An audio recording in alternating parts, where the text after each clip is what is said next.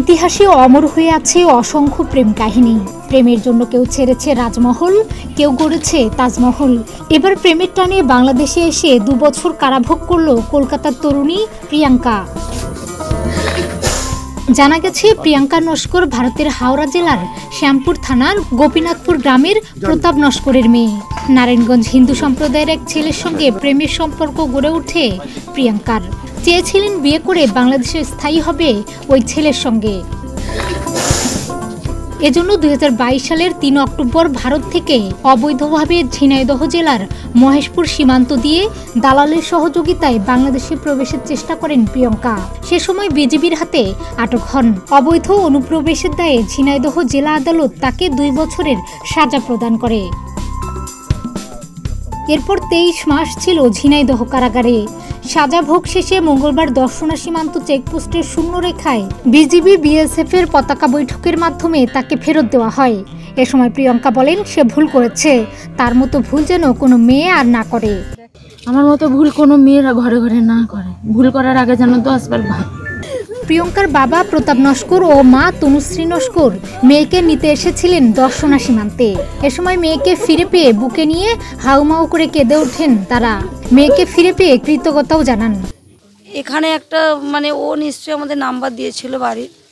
এখানে একটা লেডিস, সে একটু আমাদের হেল্প করেছিল যে আপনার মেয়ে জেলেতে আছে, এরকম অবস্থা আছে। আমরা কিন্তু বিশ্বাস করেছিলাম না।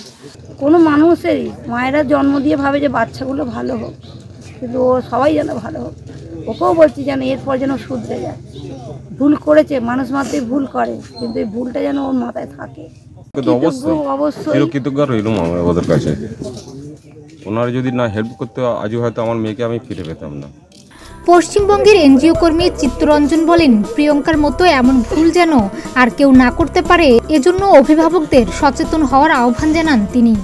কোনো মেয়ে যেন এভাবে ভুল না করে। ভুলটা করাটা এই খুবই একটা দৃষ্টিকটু ব্যাপার লাগে। ভুলটা যাতে না হয়, এই মেয়েটার দিকে অনেক মেয়ে শিখুক যে আমরা এইভাবে পালিয়ে যাই, গিয়ে এক জায়গায় থাকি, গিয়ে আর একটা সম্পর্ক তৈরি করি, আবার সেটা নষ্ট হয়ে যায়, আবার এইভাবে আমাদেরকে নিয়ে আসতে হয়।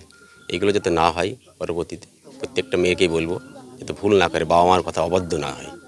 ঝিনাইদহ কারাগারের ডেপুটি জেলার তানিয়া বলেন, প্রিয়াঙ্কা প্রায় 2 বছর কারাগারে ছিল। সাজা শেষে মেয়েকে তার বাবা মায়ের হাতে তুলে দিতে পেরে খুশি তারা। আমরা যে আসলে তাকে ফেরত দিতে পেরেছি, এটা অনেক আনন্দের একটা বিষয়। আর আমরা সরকারের, ইন্ডিয়ান সরকার, বাংলাদেশ সরকার, 2 সরকারেরই প্রচেষ্টায় তাকে আজকে ফেরত দিতে পেরেছি তার বাবা মার কাছে। এবং তার বাবা মা মেয়েটাকে পেয়ে অনেক খুশি। আর যেহেতু আমরা ফেরত দিতে পেরেছি, তার পরিবারের কাছে ফেরত গিয়েছে, এজন্য আমরাও যথেষ্ট সন্তুষ্ট। 2 দেশের পতাকা বৈঠকে বাংলাদেশের পক্ষে অংশ নেন বিজিবির দর্শনা সীমান্ত আইসিপি ক্যাম্পের কমান্ডার নায়েব সুবেদার মোহাম্মদ মুস্তফা মিয়া, ইমিগ্রেশন ইনচার্জ আতিকুর রহমান সহ অনেকে। ভারতের পক্ষে ছিলেন বিএসএফ গেদে ক্যাম্পের assistant commissioner Tapasar, immigration in-charge Sanjeev Kumar Bose, customs কর্মকর্তা আরপি যাদব, কৃষ্ণগঞ্জ থানার SI Tanmoy Das. Desk report, প্রতিদিনের বাংলাদেশ।